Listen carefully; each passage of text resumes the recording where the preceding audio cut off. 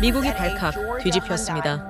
미국 정부의 비자 수수료 100배 인상에 맞서 모든 인력 철수를 선언한 나라가 나타났기 때문인데요.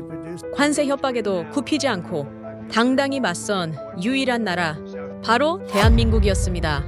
미 해군의 정비를 책임지던 한화는 즉시 철수를 선언했고, 그때까지만 해도 미국은 한국은 2주면 대체된다 라며 오만한 태도를 굽히지 않았습니다. 하지만 바로 다음날 모든 군함들이 경납고 신세가 됐고, 이와 동시에 캐나다는 한국 잠수함 도입을 발표했죠. 하루아침에 미국 전체가 흔들리자 트럼프 정부는 여론의 문매를 맞으며 최악의 위기를 맞이하고 있습니다. 도대체 무슨 일이 벌어진 걸까요? 세계 해양 패권을 뒤흔든 대한민국의 단호한 결단, 지금 시작합니다. 지금 당장 펜타곤으로 오셔야 합니다. 우리 함대가 멈춰서고 있어요? 상황실 전화기에서 터져나온 목소리는 떨리고 있었습니다. 저는 데이비드 한트, 미 국방부 해양조달정책국 부국장이에요. 30년간 미 해군의 조달 시스템을 설계하고 운영해온 사람이죠. 그날 아침 워싱턴 DC의 펜타곤은 전쟁터를 방불케 했습니다. 복도를 뛰어다니는 장교들, 급하게 오가는 서류들, 끊임없이 울리는 전화벨 소리. 제가 상황실에 들어서자마자 거대한 화면에 떠있는 속보가 눈에 들어왔어요. 한화오션 미 해군 정비사업 전면 철수 선언. 심장이 쿵 내려앉았습니다.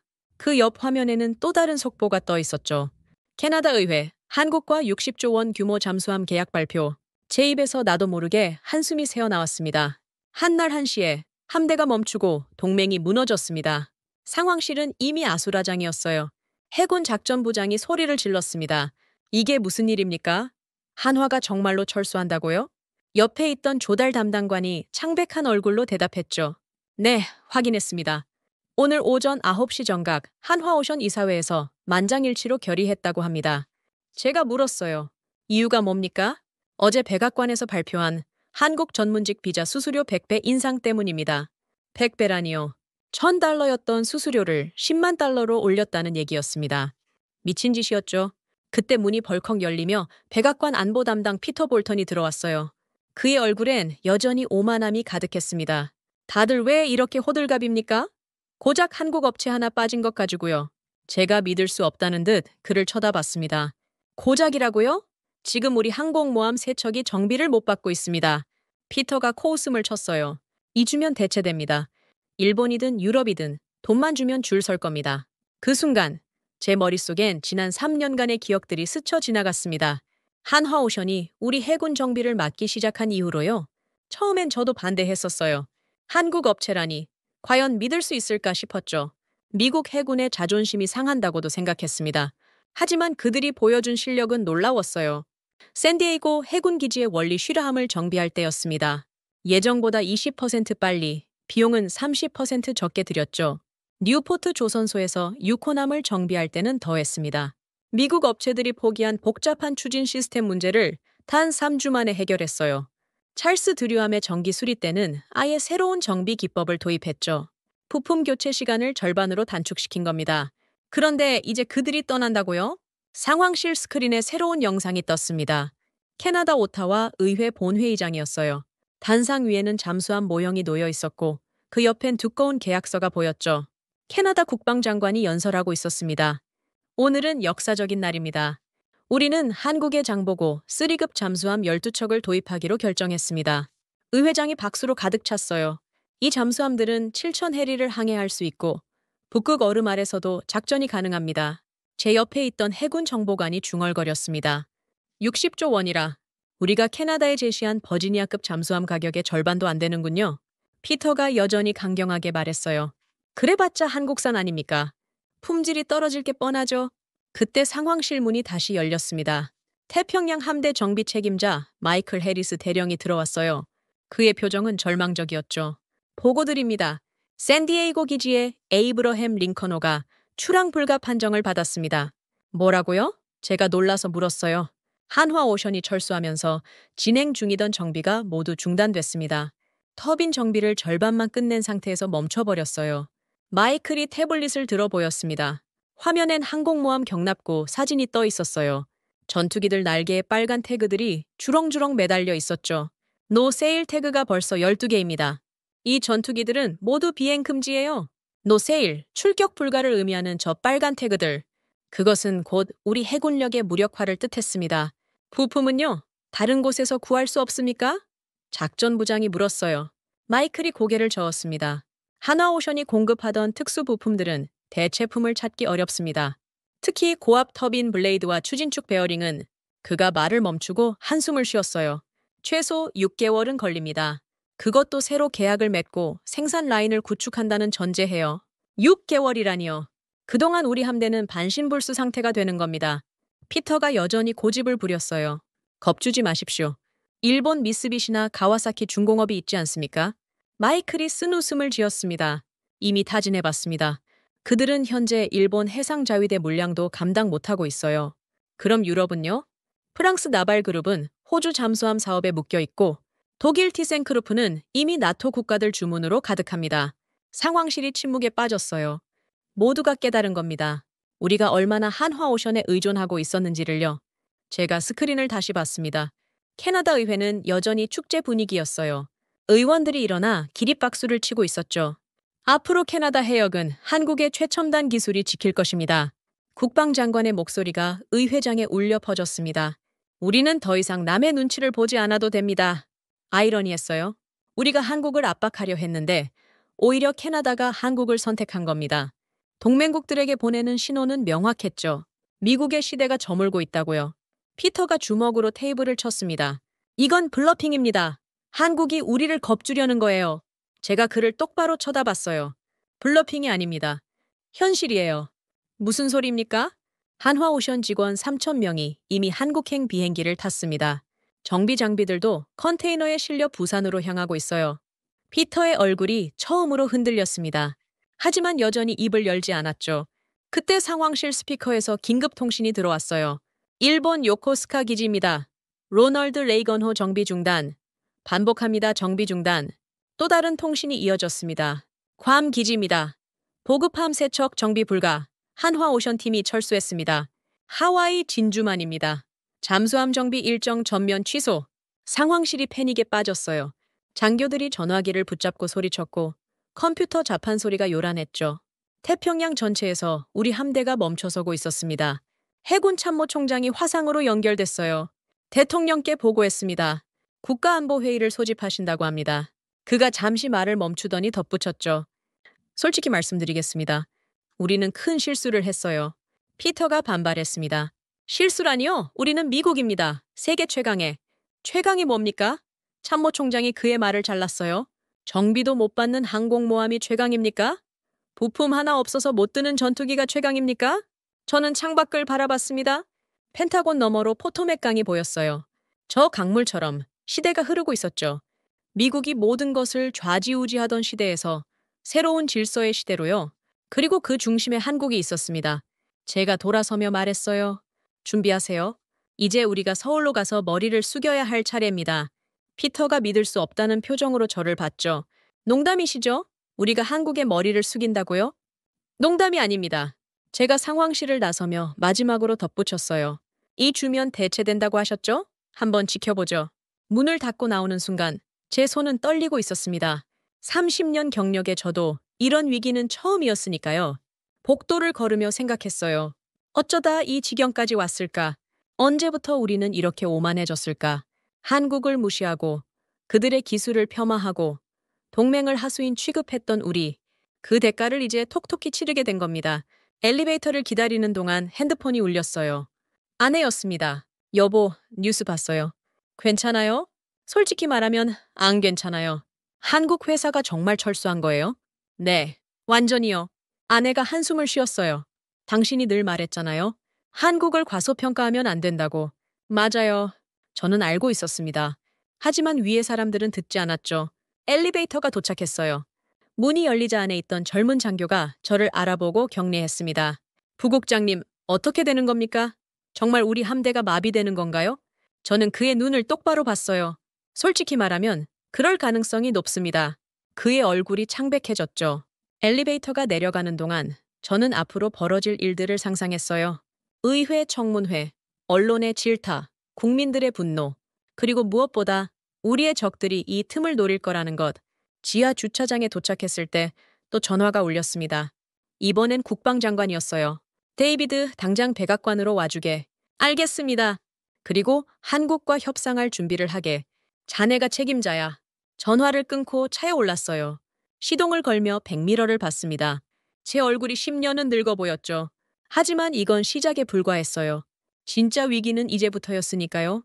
백악관 상황실은 전쟁 회의를 방불케 했습니다.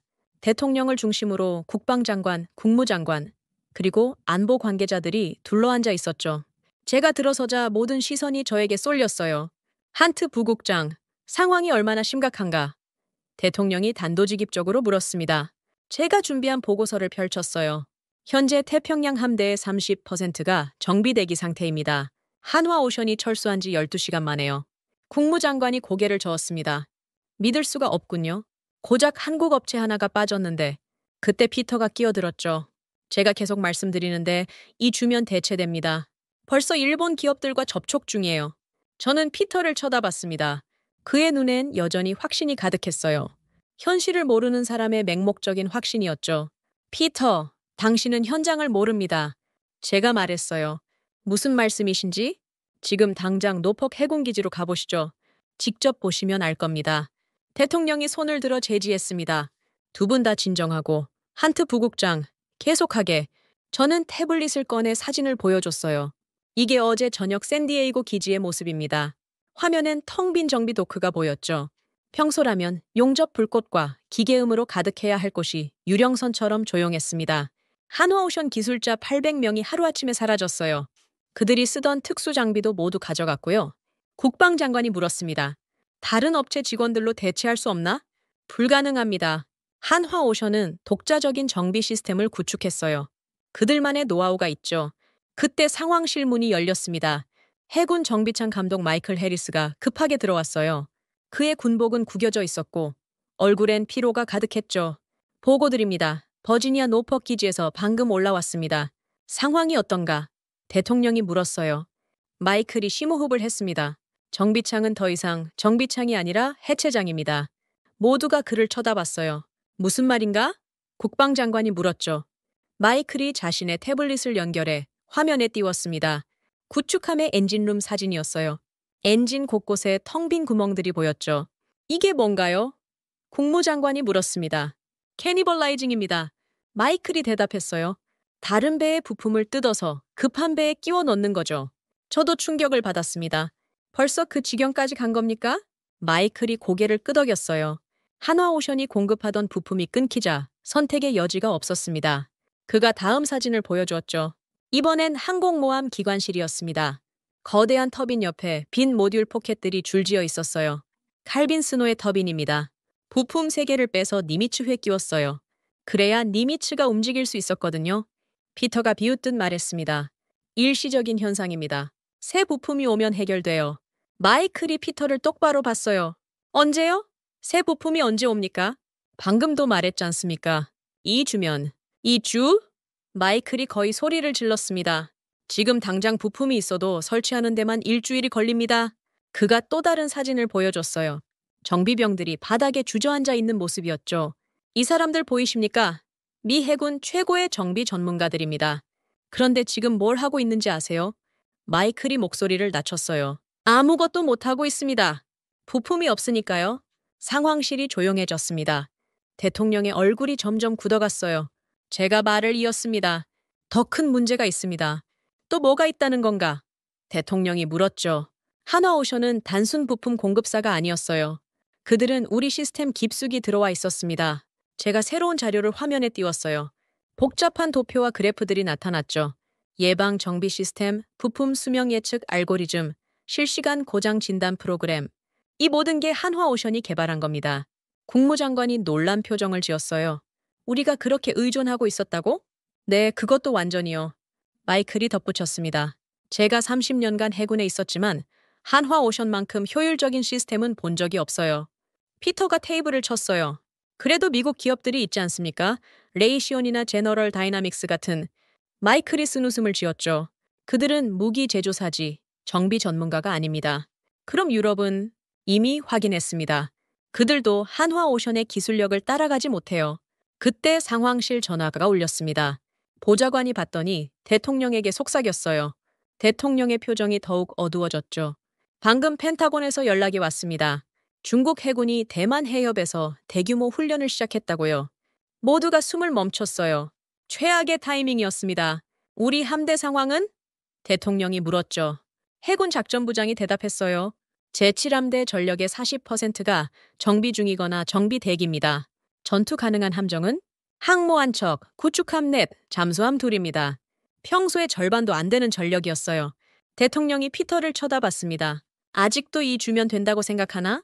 피터가 입을 열려다 다시 다물었어요. 처음으로 그의 확신이 흔들리는 게 보였죠. 마이클이 말했습니다. 각하, 현장의 목소리를 들어주십시오. 지금 우리 정비병들은 기적을 바라고 있어요. 기적이라니? 한화오션이 돌아오는 거요. 피터가 다시 반발했어요. 말도 안 됩니다. 우리가 그들에게 굴복하자고요? 굴복이 아니라 현실을 인정하는 겁니다. 제가 말했죠. 대통령이 일어섰어요. 일단 긴급 대책을 마련하게. 한트 부국장은 나와 함께 오게. 저는 대통령을 따라 집무실로 갔습니다. 그가 창밖을 바라보며 말했어요. 솔직히 말해주게. 얼마나 심각한가? 최악입니다, 각하. 최악이라. 함대가 반신불수가 되는 건 시간 문제예요. 그리고 우리 적들은 그걸 알고 있죠. 대통령이 돌아서며 물었습니다. 한화오션과 재협상하면 돌아올까? 쉽지 않을 겁니다. 이번 비자 수수료 인상은 그들에게 큰 모욕이었어요.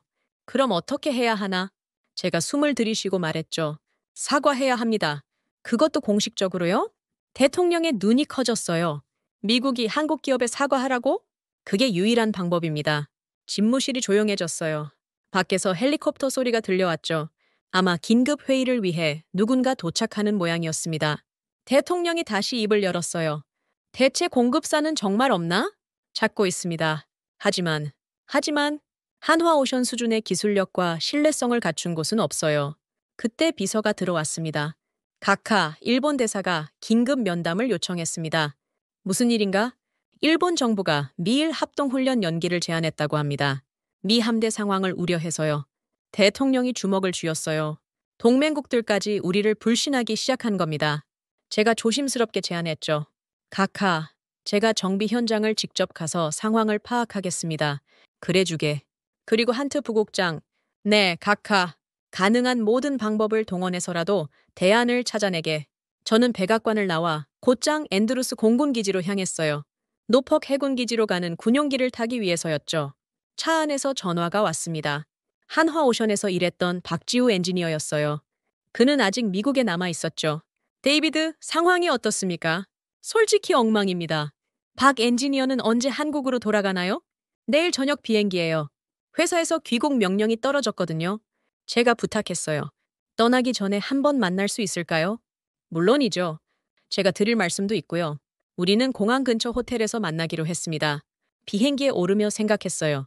피터는 아직도 이 주면 된다고 믿고 있지만 현실은 달랐죠. 우리는 이미 무너지기 시작했고 그 속도는 점점 빨라지고 있었습니다. 비행기가 이륙하자 아래로 워싱턴이 보였어요. 화려한 도시의 불빛들이 반짝였죠. 하지만 저 불빛 뒤에서 미국의 힘이 조금씩 꺼져가고 있었습니다. 그리고 그 빈자리를 한국이 채우고 있었어요. 캐나다가 증명했듯이 말이죠. 노퍽 해군기지의 정비창은 전쟁터를 방불케 했습니다. 새벽 4시 저는 테스트 시설 앞에 서 있었어요.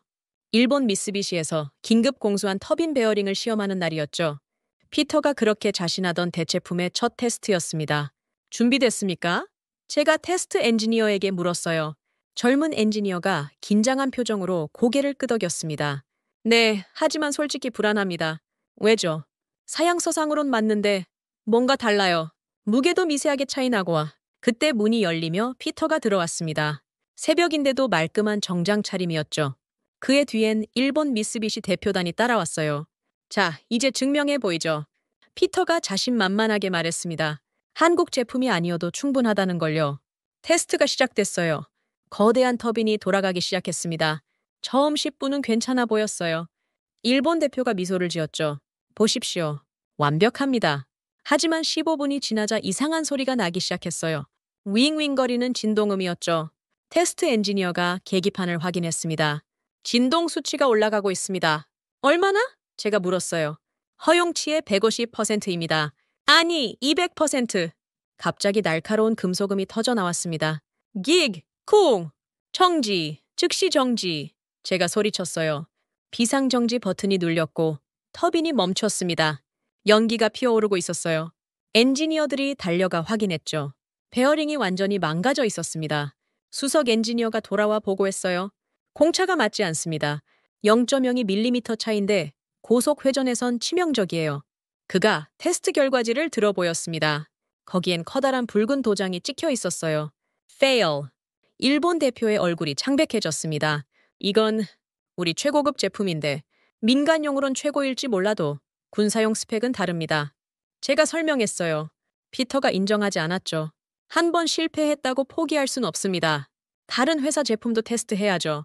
다음은 독일 회사 제품이었어요. 이번엔 구축함용 추진축 커플링이었습니다. 테스트는 더 빨리 끝났어요. 시작한 지 5분 만에 균열이 생겼거든요. 온도 상승을 견디지 못합니다. 엔지니어가 외쳤어요.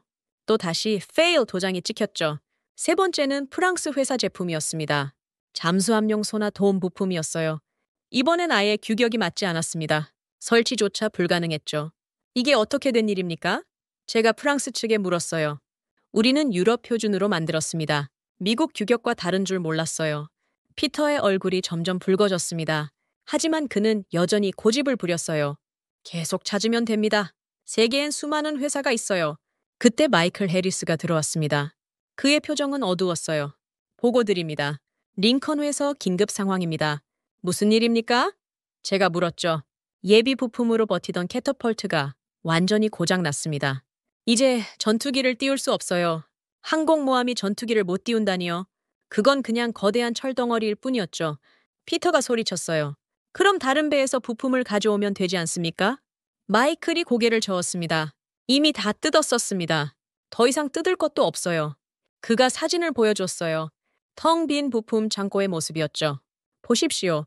선반이 다 비었습니다. 한화오션이 공급하던 부품들이 있던 자리예요. 제가 피터를 봤어요. 아직도 이 주면 된다고 생각하십니까? 피터가 주먹을 쥐었습니다. 그럼 제재를 더 강화해야죠. 한국이 굴복할 때까지 제재를 강화하자고요? 마이클이 믿을 수 없다는 표정을 지었어요. 지금 우리가 무너지고 있는데? 피터가 반박했습니다. 한국도 손해를 보고 있을 겁니다. 우리와의 계약이 끊기면 그때 제 전화가 울렸어요. 박지후 엔지니어였습니다. 데이비드, 지금 뉴스 보고 계세요? 무슨 뉴스요? 한화오션이 중국 해군과 대규모 정비 계약을 체결했어요. 미국 물량을 대체할 만큼요. 전화기를 든 채로 얼어붙었습니다. 그리고 인도 해군과도 협상 중이래요. 앞으로 아시아 시장에 집중한다고요. 전화를 끊고 피터를 봤어요. 한국은 이미 새로운 고객을 찾았습니다. 피터의 얼굴이 일그러졌죠. 마이클이 드리퍼치였습니다. 반면 우리는 대체 공급사를 못 찾고 있고요. 테스트 시설이 조용해졌어요. 실패한 부품들이 놓인 테이블이 우리를 조롱하는 것 같았죠. 제가 말했습니다. 서류상 가능해도 현실은 멈췄습니다. 무슨 말씀이시죠? 일본 대표가 물었어요. 스펙이 비슷해 보여도 실제론 전혀 다르다는 겁니다. 한화오션은 3년간 우리 시스템에 맞춰 최적화했어요. 독일 대표가 한숨을 쉬었습니다. 솔직히 우리도 그 수준에 도달하려면 최소 1년은 걸립니다. 우리도 마찬가지예요. 프랑스 대표가 인정했죠. 피터가 테이블을 쳤어요. 그래도 방법이 있을 겁니다. 미국이 이렇게 무너질 순 없어요.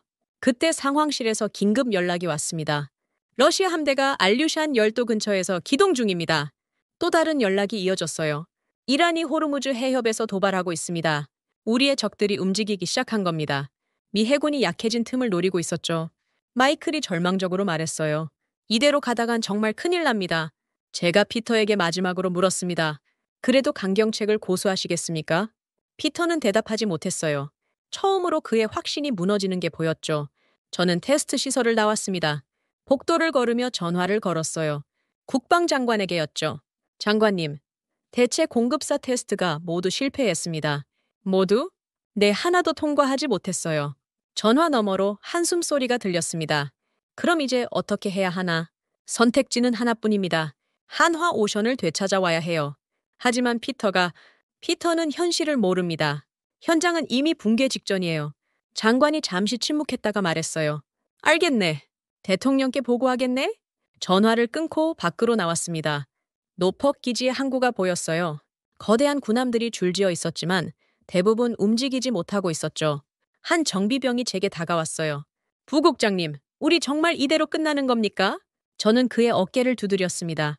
아직 끝나지 않았어요. 방법을 찾을 겁니다. 하지만 속으론 알고 있었어요. 우리가 얼마나 막다른 길에 몰렸는지를요. 그때 박지우에게서 문자가 왔습니다. 호텔에서 기다리겠습니다. 보여드릴 게 있어요. 무엇을 보여주려는 걸까요? 희망적인 소식이길 바라며 채올랐습니다. 하지만 마음 한편으론 두려웠어요. 이미 너무 늦은 건 아닐까 하고요. 차가 기지를 빠져나가는 동안 백미러로 정비창을 봤습니다. 한때 불철주야 돌아가던 그곳이 이제는 무덤처럼 조용했어요. 그리고 저 멀리 수평선 너머 어딘가에서 한국의 기술자들이 새로운 고객을 위해 일하고 있겠죠. 우리가 잃어버린 것을 중국과 인도가 얻게 된 겁니다. 피터는 여전히 이해하지 못하겠지만 이건 단순한 거래 관계가 아니었어요. 신뢰와 존중의 문제였죠. 그리고 우리는 그 둘 다 잃어버렸습니다. 박지우를 만나러 가는 길. 저는 3년 전을 떠올렸습니다. 한화오션이 처음 미 해군 정비 사업에 참여했을 때였죠. 당시 저는 반대했었어요. 한국 업체가 우리 군함을 만진다는 게 못마땅했거든요. 그때만 해도 미국 기술이 최고라고 믿었으니까요. 호텔 로비에서 박지우가 기다리고 있었습니다. 그의 옆엔 커다란 서류 가방이 놓여 있었어요. 얼굴엔 피로가 역력했지만 눈빛은 여전히 날카로웠죠. 데이비드 오셨군요. 박지우가 일어서며 인사했습니다. 박 엔지니어, 시간 내주셔서 감사합니다. 우리는 조용한 구석 자리에 앉았어요. 박지우가 서류 가방에서 태블릿을 꺼냈습니다. 보여드릴 게 있어요. 한화오션이 왜 특별한지 아실 겁니다. 화면에 영상이 떴어요. 구축함 엔진룸에서 찍은 것 같았죠. 카메라가 흔들리는 걸 보니 급하게 찍은 것 같았습니다. 이게 뭔가요? 제가 물었습니다. 찰스 드류함 터빈 베어링에 미세 균열을 찾아낸 순간이에요. 이틀 전 새벽 2시였죠. 영상 속에서 한화오션 기술자가 특수 장비를 들고 있었습니다. 초음파 탐지기였는데 일반적인 것과는 달라 보였어요. 더 정밀하고 복잡해 보였죠. 우리가 개발한 장비예요. 0.001mm 균열까지 찾아냅니다. 화면에 균열이 나타났어요. 육안으론 절대 볼 수 없는 크기였죠. 머리카락 굵기의 100분의 1도 안 되는 수준이었습니다. 이런 균열을 방치하면 어떻게 되는지 아시죠? 박지우가 물었습니다. 터빈이 폭발할 수도 있죠. 제가 대답했어요. 맞습니다. 그리고 그럼 배 전체가 멈춥니다. 최악의 경우 인명피해도 발생하고요. 박지우가 다음 자료를 보여줬어요. 한화오션이 정비한 함정들의 가동률 그래프였습니다. 파란색 선이 가파르게 올라가고 있었죠. 보십시오. 우리가 맡은 후 평균 가동률이 92%까지 올라갔어요. 92%라. 그건 놀라운 수치였습니다. 일반적으로 70%만 넘어도 우수한 편이었거든요. 미 해군 역사상 최고 기록이었죠. 비결이 뭡니까? 제가 물었어요. 박지우가 미소를 지었습니다. 예방 정비예요. 고장 나기 전에 미리 찾아내는 거죠. 그리고 철저한 데이터 분석이요. 그가 또 다른 데이터를 보여줬어요. 복잡한 알고리즘과 수식들이 화면을 채웠습니다. 우리는 모든 부품의 수명을 데이터베이스화했습니다. 인공지능이 분석해서 교체 시기를 정확히 예측해요.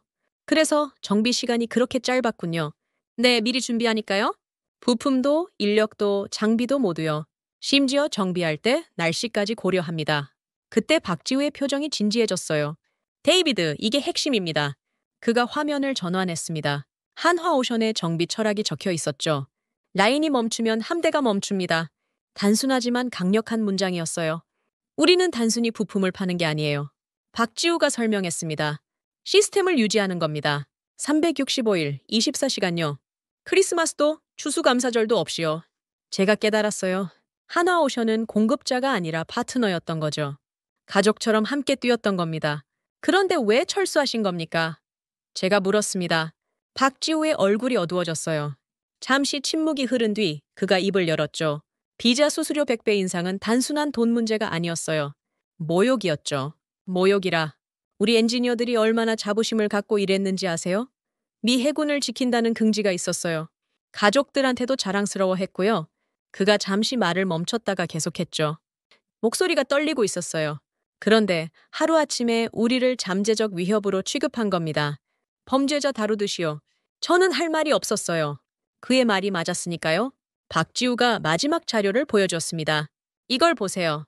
펜타곤 상황실의 대형 스크린이었어요. 미 해군 전체 함정의 가동률이 실시간으로 표시되고 있었죠.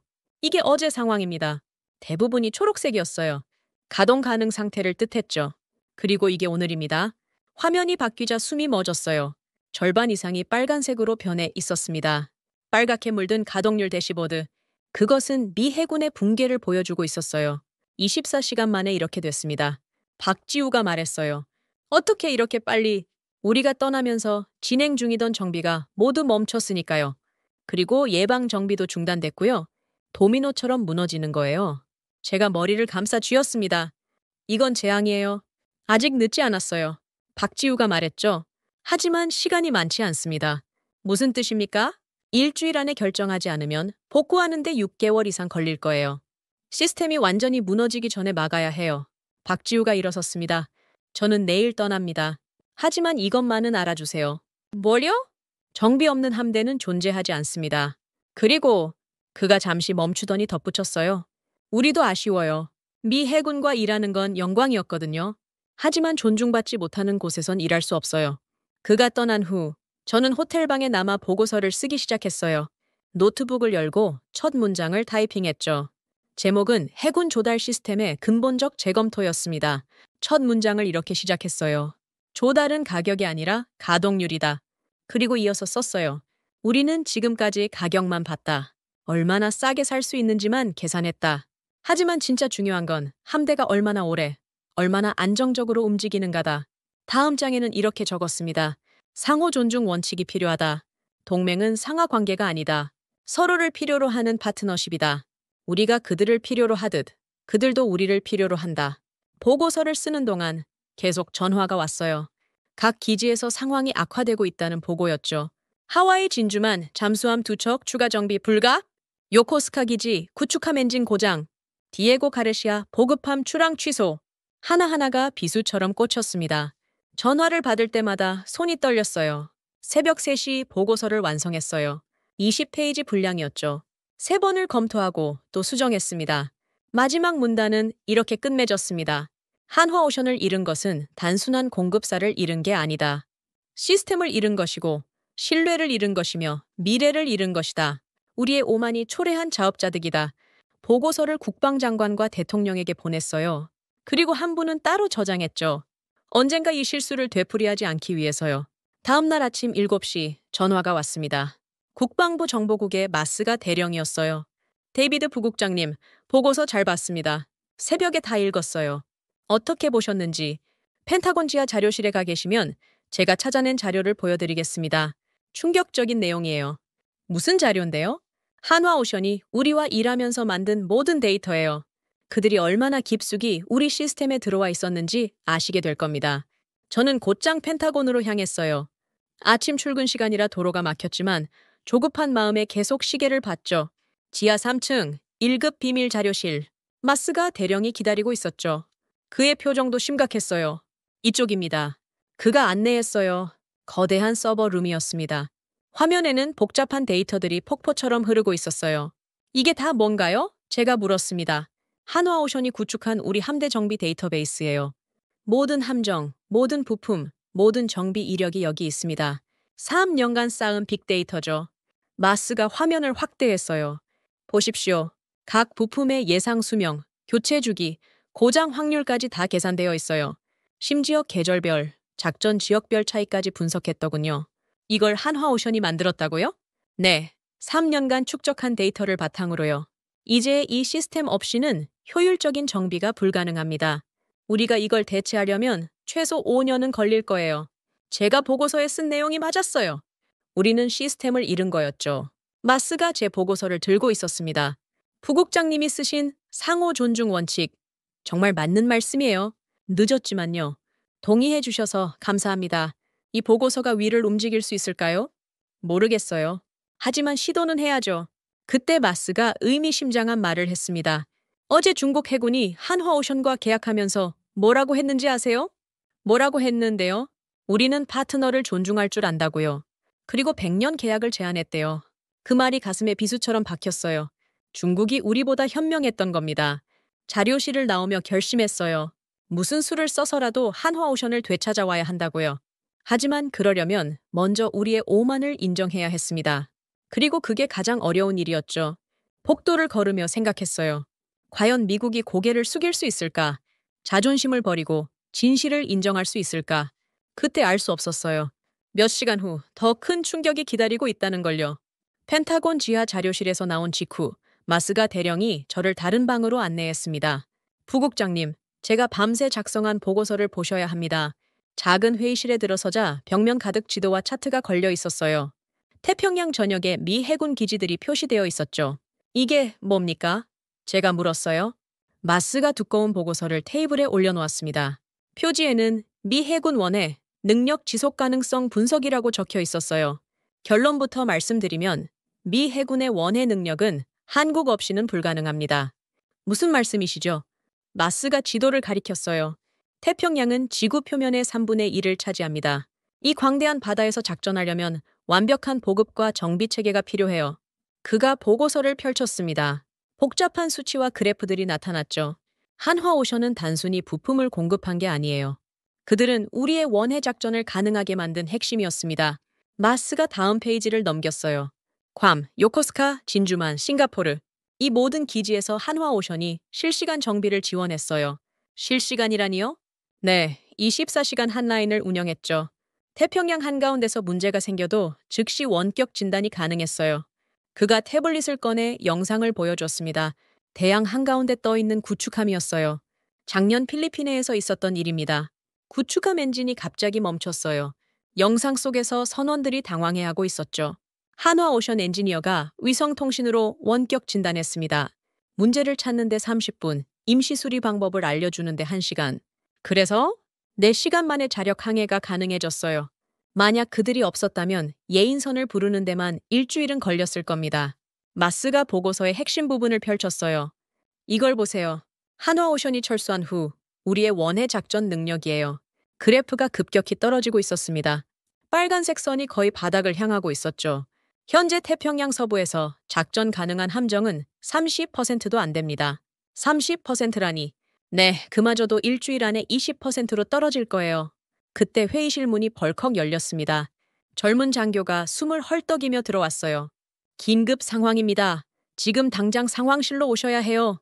우리는 뛰듯이 상황실로 향했습니다. 거대한 스크린에는 캐나다 의회가 생중계되고 있었어요. 캐나다 총리가 연단에 서 있었습니다. 그의 옆엔 한국 대사와 한화오션 대표가 함께 있었죠. 오늘은 캐나다 해군 역사의 새로운 장을 여는 날입니다. 총리가 목소리를 높였어요. 앞으로 우리의 바다는 한국의 최첨단 잠수함이 지킬 것입니다. 의회장이 박수로 가득 찼습니다. 단상 위엔 장보고 3급 잠수함 모형이 놓여 있었어요.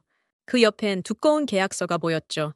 캐나다 국방장관이 마이크를 잡았어요. 60조 원, 12척의 잠수함. 이것은 단순한 무기 구매가 아닙니다. 그가 잠시 멈추더니 힘주어 말했죠. 이것은 새로운 동맹의 시작입니다. 한국과 캐나다의 해양 동맹. 상황실이 조용해졌어요. 모두가 충격에 빠진 듯 했죠. 이게 무슨... 누군가 중얼거렸습니다. 화면이 분할되었어요. 한쪽엔 캐나다 의회, 다른 한쪽엔 샌디에이고 해군 기지가 보였죠. 항공모함 에이브러햄 링컨호의 경납고였습니다. 전투기들이 줄지어 서 있었는데 날개마다 빨간 태그가 매달려 있었어요.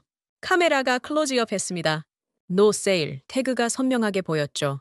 하나 둘 셋. 제가 세어봤어요. 정확히 12개였습니다. 경납고 한쪽에선 정비병들이 무력하게 앉아 있었어요. 할 일이 없었으니까요. 부품도 없고 장비도 없고 기술 지원도 없었죠. 화면이 다시 캐나다 의회로 돌아갔습니다. 한화오션 대표가 발언하고 있었어요. 캐나다는 우리를 파트너로 인정해 주셨습니다. 우리는 그 신뢰에 보답할 것입니다. 그가 계약서에 서명했어요. 카메라 플래시가 터졌고 의원들이 기립박수를 쳤죠. 제 옆에 있던 해군 대령이 말했습니다. 부품도 멈췄고 동맹도 떠났습니다. 맞는 말이었어요. 우리는 이중의 타격을 받은 겁니다. 그때 또 다른 속보가 떴어요. 호주 정부, 한국과 해군 정비 협력 협상 시작.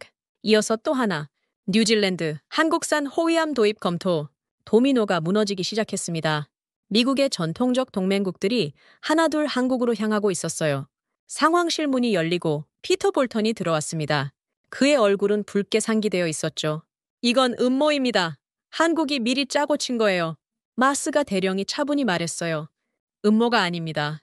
우리가 자초한 일이죠. 무슨 소리입니까? 비자 수수료를 100배 올려서 한국을 모욕했잖습니까? 그들이 가만히 있을 거라 생각했나요? 피터가 테이블을 쳤어요. 그래도 우리는 미국입니다. 세계 최강. 그때 화면에 새로운 영상이 떴습니다. 중국 관영 방송이었어요. 오늘 중국 해군은 한화오션과 20년 장기 계약을 체결했습니다. 중국 해군 사령관이 인터뷰하고 있었죠. 한화오션의 기술력은 세계 최고입니다. 우리는 최고와 함께 일하게 되어 기쁩니다. 피터의 얼굴이 창백해졌어요. 저는 화면을 가리키며 말했습니다. 보십시오. 저 링컨호 경납고의 노세일 태그들을. 저게 우리의 현실입니다. 카메라가 다시 경납고를 비췄어요. 이번엔 다른 각도였죠. 바닥에 공구들이 어지럽게 널려 있었습니다. 한 정비병이 카메라를 향해 말했어요. 30년 해군 생활 중 이런 건 처음입니다. 완전히 무력해진 기분이에요. 마스가 보고서를 들어 올렸습니다. 이 보고서대로라면 2달 안에 태평양 함대는 작전 불능 상태가 됩니다. 2달이라니. 누군가 숨을 들이켰어요. 아니, 어쩌면 더 빠를 수도 있어요. 중국과 러시아가 이 기회를 놓칠 리 없으니까요. 그때 백악관에서 전화가 왔습니다. 대통령이 긴급 안보회의를 소집했다는 거였어요. 저는 상황실을 나가기 전에 마지막으로 화면을 봤습니다.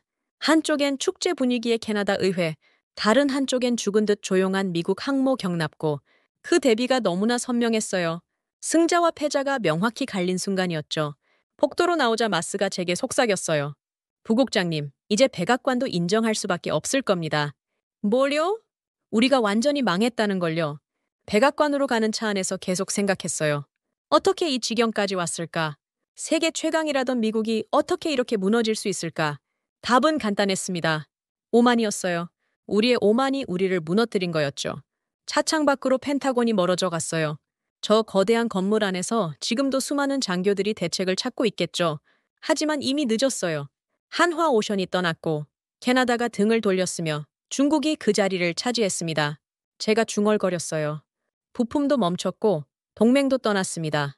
운전병이 백미러로 저를 봤지만 아무 말도 하지 않았어요.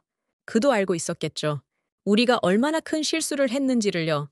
백악관이 가까워질수록 무거운 압박감이 느껴졌습니다. 이제 대통령 앞에서 진실을 말해야 했어요. 미국이 무릎을 꿇어야 한다고요. 하지만 과연 그들이 받아들일까요? 특히 피터 같은 강경파들이요. 곧 알게 되겠죠. 백악관 정문이 보이기 시작했으니까요. 백악관 상황실은 전운이 감돌고 있었습니다. 대통령을 중심으로 국가안보회의 멤버들이 모두 모여 있었어요. 국무장관, 국방장관, 합참의장, 그리고 피터 볼턴까지요. 제가 들어서자 모든 시선이 저에게 쏠렸습니다. 무거운 침묵이 흐르고 있었죠. 한트 부국장, 상황이 얼마나 심각한지 보고하게. 대통령이 말했어요. 저는 준비한 자료를 테이블에 펼쳤습니다. 손이 약간 떨렸지만 목소리는 단호하게 유지했어요. 카카, 단도직입적으로 말씀드리겠습니다. 우리는 3가지를 해야 합니다. 3가지? 국무장관이 물었어요. 첫째, 비자 수수료 인상, 즉시 철회. 둘째, 한국의 공식 사과. 셋째, 한미 공동감사기구 설립과 동맹통합조달기구 신설입니다. 상황실이 술렁였어요. 특히 사과라는 단어가 나오자 여러 사람이 불편한 기색을 보였죠. 몇몇은 의자에서 몸을 뒤로 뺐고 서로 눈빛을 교환했습니다. 피터가 즉시 반발했습니다. 벌떡 일어서며 테이블을 내리쳤어요. 사과라니요? 미국이 한국 기업에 사과한다고요? 이게 말이 됩니까? 네, 그것도 대통령이 직접 해야 합니다. 제가 침착하게 대답했어요. 말도 안 됩니다. 피터가 얼굴을 붉히며 소리쳤어요. 우리가 뭘 잘못했다고 사과합니까?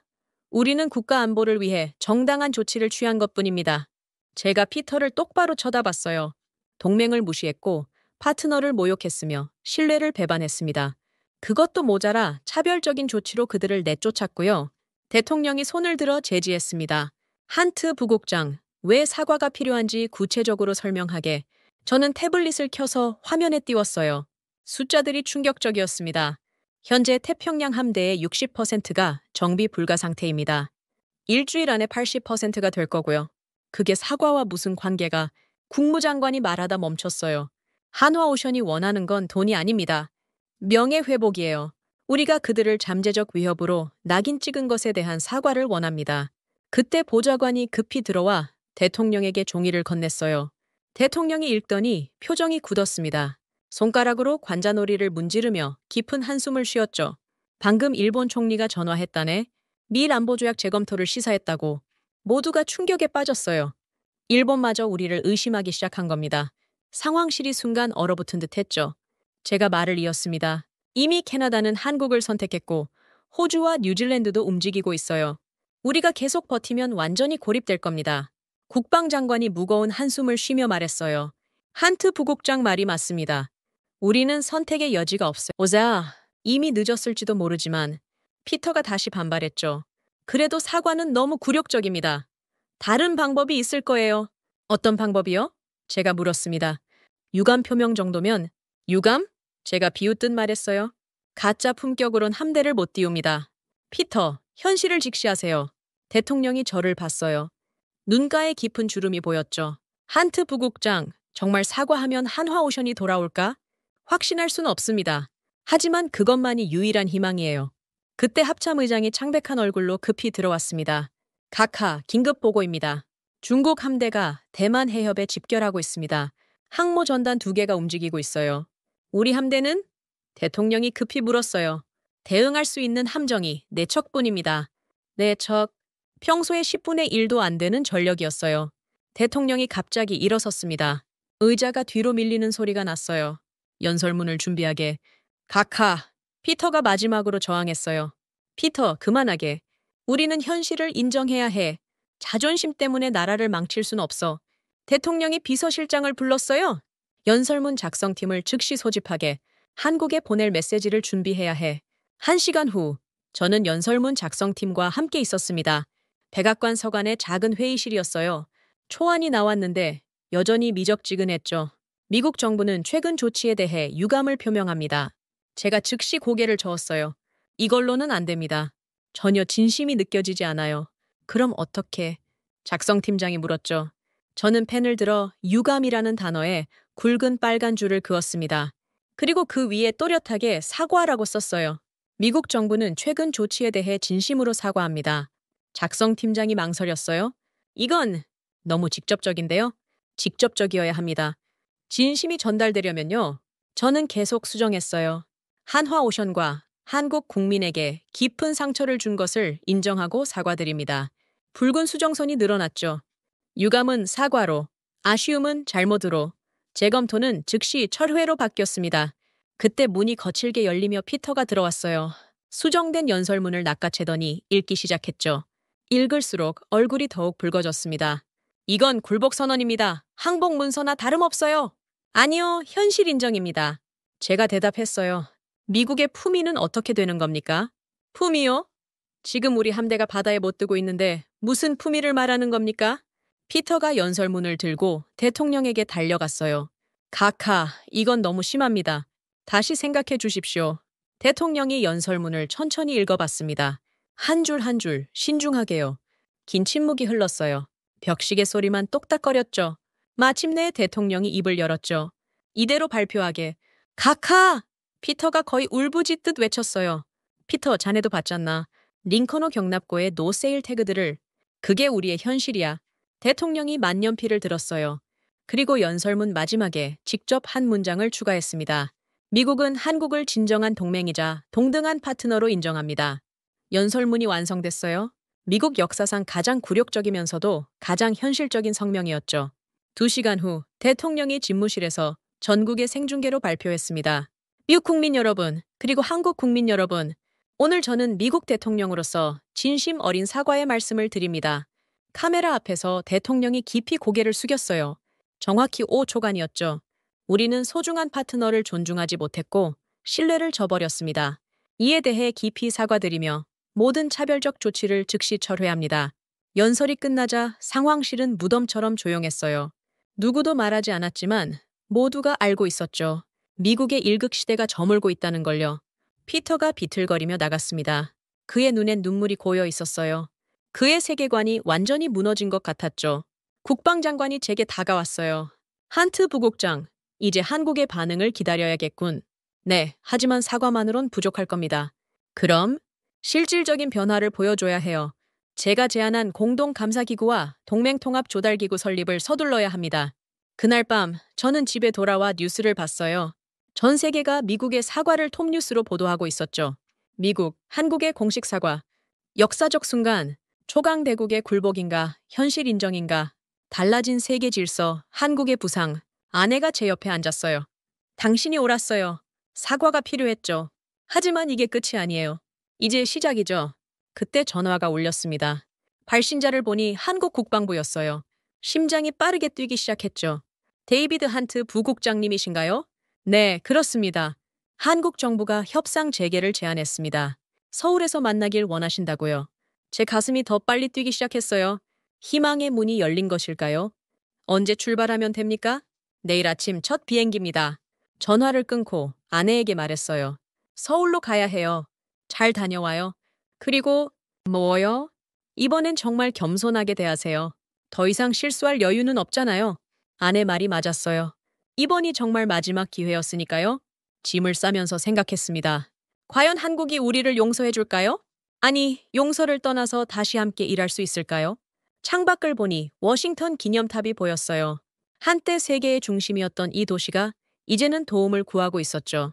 아이러니했지만 이것이 현실이었습니다. 우리는 변해야 했어요.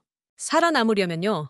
서울행 비행기가 태평양 상공을 날고 있을 때 저는 태블릿으로 긴급 보고서를 받았습니다.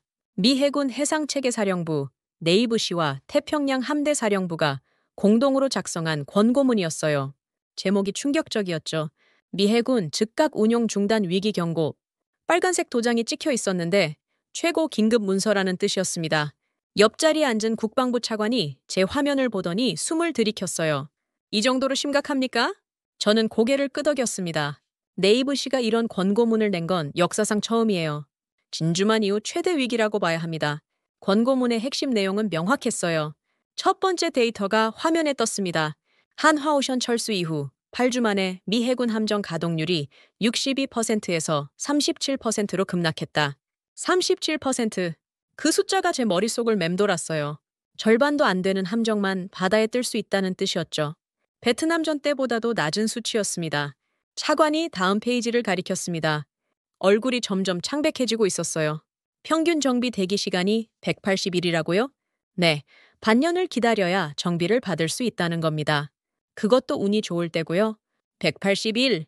그동안 함정은 그냥 항구에 묶여있는 고철이 되는 거죠. 수병들은 할 일 없이 녹슨 배를 바라만 봐야 했습니다. 네이브시 사령관과 태평양 함대 사령관이 공동 서명한 결론 부분을 읽었어요. 두 사령관이 함께 서명한 것도 이례적이었죠. 즉각적인 조치 없이는 2026년 3월까지 작전 가능 함정이 20% 이하로 떨어질 것으로 예상된다. 차관이 깊은 한숨을 쉬었어요. 20%면 사실상 함대가 아니죠. 해안 경비대 수준이에요. 그때 기내 와이파이로 새로운 뉴스가 떴습니다. 캐나다 국방부 공식 발표였어요. 속보 마크가 빨갛게 깜빡이고 있었죠. 캐나다 해군, 한국과 60조 원 규모 잠수함 계약 최종 확정. 상세 내용을 읽어보니 더 놀라웠습니다. 장보고 3급 잠수함 12척, 항속거리 7,000 해리, 북극 빙하 아래 작전 가능, 수직 발사관 16개 장착, 7,000 해리, 태평양을 횡단할 수 있는 거리였어요. 그것도 한 번도 급유하지 않고요. 밴쿠버에서 도쿄까지 왕복이 가능한 거리였죠. 차관이 중얼거렸습니다. 우리가 캐나다에 제안한 버지니아급보다 성능이 더 좋네요. 가격은 절반도 안 되고요. 제가 덧붙였어요. 척당 5조 원. 우리 버지니아급은 12조 원이 넘죠. 비행기가 한국 영공에 진입했다는 안내방송이 나왔어요. 창밖으로 서해가 보이기 시작했습니다. 착륙 준비를 하면서 차관이 물었어요. 한트 부국장, 솔직히 우리가 이 협상에서 이길 수 있을까요? 이기고 지는 게 아닙니다. 제가 대답했어요. 살아남느냐 마느냐의 문제죠. 비행기가 착륙 준비를 시작했습니다.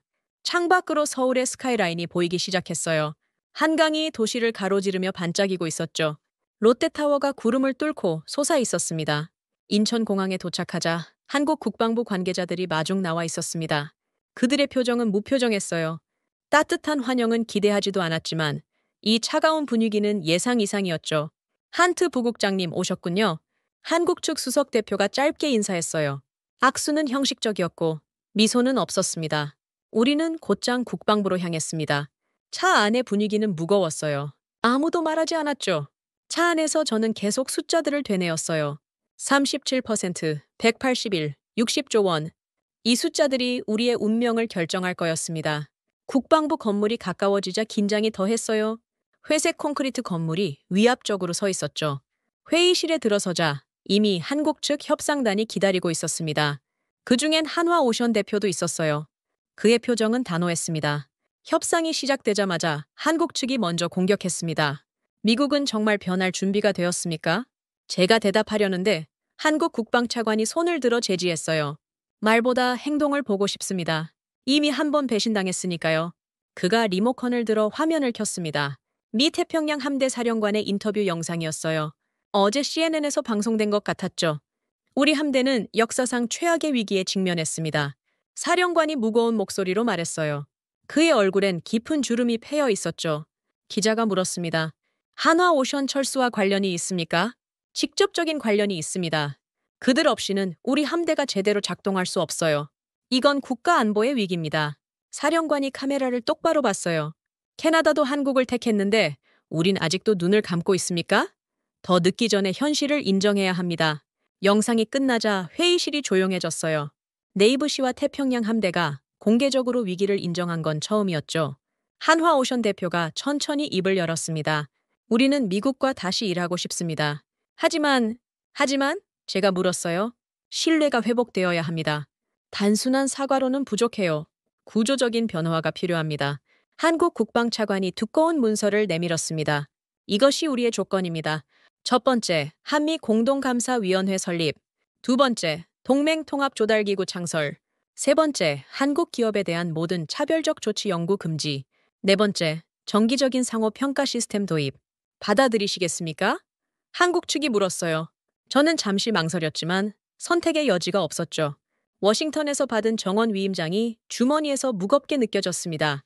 네, 모두 받아들이겠습니다. 그때 한화오션 대표가 태블릿을 꺼냈어요. 그럼 하나 더 보여드릴 게 있습니다. 화면에 충격적인 그래프가 나타났습니다. 한화오션이 관리하던 미 해군 함정들의 정비 데이터였어요. 우리가 떠난 후 8주 만에 가동률이 25%포인트 떨어졌습니다. 그가 다음 슬라이드로 넘겼어요. 빨간색 선이 급격히 하락하고 있었죠. 이대로라면 연말까지 20%대로 떨어질 겁니다. 네이브시 예측과 정확히 일치하죠. 20%. 사실상 해군이 아닌 수준이었어요. 하지만 우리가 복귀하면? 제가 간절한 목소리로 물었습니다. 3개월 안에 70%까지 회복시킬 수 있어요. 6개월이면 90%도 가능하고요. 희망이 보이기 시작했어요. 하지만 그들의 표정은 여전히 차가웠죠. 한국 국방차관이 일어섰습니다. 점심 식사를 하면서 계속 논의하시죠. 식당으로 이동하면서 한화오션 대표가 제게 조용히 속삭였어요. 데이비드, 우리도 미국과 일하고 싶어요. 하지만 이번엔 달라야 합니다. 어떻게 달라야 하죠? 동등한 파트너로요. 상하 관계가 아니라. 우리도 자존심이 있습니다. 점심 식사 중에 한국 측이 놀라운 제안을 했습니다. 한국 조선소에서 미 해군 함정을 직접 정비하는 건 어떻습니까? 한국에서요? 차관이 포크를 떨어뜨릴 뻔했어요. 네, 거제와 울산의 조선소를 활용하면 훨씬 효율적일 겁니다. 세계 최고 수준의 시설이 있으니까요. 그들이 준비한 자료를 봤어요. 한국 조선소의 규모와 기술력은 상상 이상이었죠. 골리앗 크레인들이 늘어선 사진이 인상적이었습니다. 이렇게 하면 정비 시간을 절반으로 단축할 수 있습니다. 절반. 그러면 181이 91이 되는 거예요. 혁명적인 변화였죠. 협상이 진전되면서 분위기가 조금씩 풀렸습니다. 하지만 여전히 넘어야 할 산이 많았죠. 저녁 무렵 우리는 기본 합의에 도달했어요. 한화오션이 미 해군 정비에 복귀하되 완전히 새로운 조건들이 추가된 것이죠. 호텔로 돌아오는 길에 차관이 말했어요. 생각보다 순조롭네요. 아직 끝난 게 아니에요. 제가 대답했죠? 진짜 시험은 이제부터입니다. 워싱턴에 반발이 있을 거예요. 호텔 방에서 저는 네이브시 권고문을 다시 읽었어요. 마지막 문장이 눈에 띄었습니다. 미 해군의 미래는 우리가 얼마나 빨리 겸손을 배우느냐에 달려있다. 겸손. 우리가 가장 못했던 것이었죠. 하지만 이제는 배워야만 했습니다. 창밖으로 서울의 야경이 보였어요. 남산타워가 빛나고 한강 다리들이 불빛으로 장식되어 있었죠. 불빛들이 반짝이는 이 도시가 이제 우리의 운명을 쥐고 있었습니다. 내일은 최종 협상이에요. 성공하면 미 해군이 살아나고 실패는 생각하고 싶지 않았습니다. 너무나 끔찍한 결과가 기다리고 있었으니까요. 서울 용산 국방부 대회의실 최종 협상 날이 밝았습니다. 테이블 양쪽에 한국과 미국 대표단이 마주 앉았어요. 분위기는 여전히 무거웠지만 어제와는 달리 희망이 느껴졌죠. 오늘이 모든 것을 결정하는 날이었습니다. 한국 국방장관이 직접 참석했어요. 그가 문서를 펼치며 말했습니다. 이 문서는 상호 존중 조달 원칙입니다. 앞으로 한미 양국의 방산 협력을 규정할 새로운 틀이죠. 저는 문서를 꼼꼼히 읽었어요. 핵심은 명확했습니다.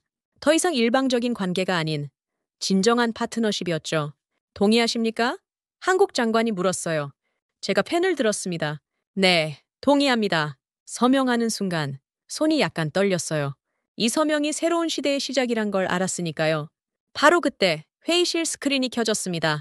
화면이 둘로 나뉘어 있었어요. 한쪽은 거제조선소, 다른 한쪽은 캐나다 오타와 의회였죠. 거제조선소에 거대한 골리앗 크레인이 보였습니다. 세계 최대 규모의 크레인이 아침 햇살을 받아 빛나고 있었어요. 그 아래엔 미 해군 구축함이 정비를 기다리고 있었죠. 한화오션 현장 책임자가 카메라 앞에 섰어요. 준비 완료했습니다. 서명과 동시에 정비를 시작하겠습니다. 그가 서류를 들어 보였습니다. 커다란 도장이 찍혀 있었어요. Approved. 빨간색 도장이 선명했죠. 미 해군 함정이 한국에서 정비받는 역사적 순간이었습니다. 동시에 오타와 화면이 확대됐어요. 캐나다 의회 본회의장이었습니다. 캐나다 총리와 한국 대사가 나란히 서 있었죠. 지금 이 순간 캐나다와 한국의 해양 동맹이 시작됩니다. 캐나다 총리가 선언했어요. 그가 계약서에 서명했습니다. 의회장이 박수로 가득 찼어요. 캐나다 국기와 태극기가 나란히 걸려 있었고 그 앞엔 장보고 3급 잠수함 모형이 놓여 있었죠. 저는 이 두 장면을 보며 깨달았어요. 세계가 변하고 있다는 걸요. 미국 중심의 1극 체제가 무너지고 새로운 다극 체제가 시작되고 있었습니다. 한국 국방장관이 일어섰어요. 이제 우리는 진정한 파트너입니다. 서로를 존중하고 신뢰하는 관계죠. 제가 일어나 악수를 청했습니다. 감사합니다. 그리고 죄송합니다. 우리가 너무 오만했어요.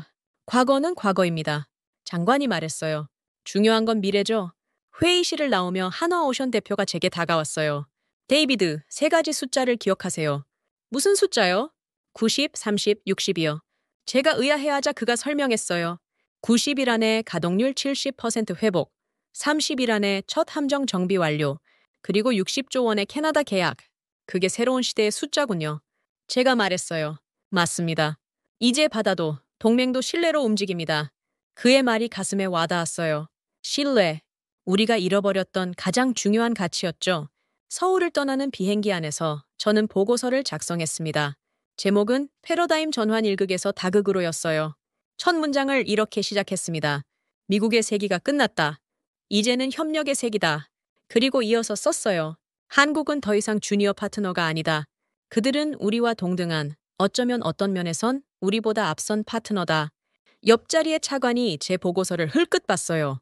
너무 솔직한 거 아닙니까? 솔직해야 합니다. 그래야 살아남아요. 비행기가 태평양 상공을 날고 있을 때 새로운 소식이 들어왔어요. 인도네시아와 태국도 한국과 해군 협력을 논의 중이라는 거였죠. 차관이 한숨을 쉬었어요. 도미노가 계속 무너지네요. 무너지는 게 아니에요. 제가 정정했습니다. 새롭게 세워지는 겁니다. 한국을 중심으로요. 워싱턴에 도착했을 때 펜타곤은 술렁이고 있었어요. 한국과의 합의 소식이 이미 퍼진 거였죠. 피터 볼턴이 저를 가로막았어요. 이게 당신이 한 협상입니까? 완전히 굴복했군요. 굴복이 아니라 생존입니다. 제가 대답했어요. 미국의 자존심은 어떻게? 자존심이요? 제가 피터를 끊었어요. 링컨호가 다시 바다에 뜨는 게 자존심입니까? 아니면 항구에서 녹쓰는 게 자존심입니까?